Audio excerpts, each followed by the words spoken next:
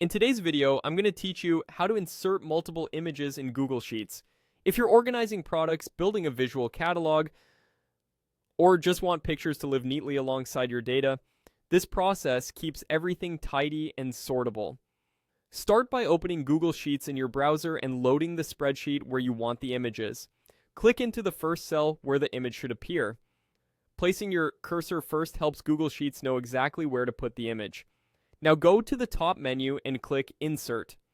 From the drop-down, choose Image, and then select Insert Image in Cell. This option is important because it anchors the picture inside the cell, so it resizes with the row and column and stays attached when you sort or filter your data. It's the cleanest approach when you plan to add multiple images in a structured sheet. A file picker will open.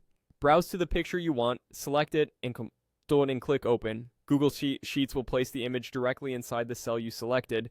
You'll see it scale to fit the cell's dimensions. To add more images, move to the next cell where the next image should go, then repeat the same steps. Insert image in cell, select your file, and click Open. Continue this pattern for each image you want to add. A quick tip: use the arrow keys or the tab key to move between cells faster as you work through a list.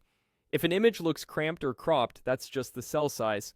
You can adjust the row height or column width to give the image more room, and the picture will scale to fit. For consistent results, consider making all rows and columns in that section roughly the same size before or after you insert your images so everything aligns neatly. Another helpful note: images placed in cells behave like data tied to those cells.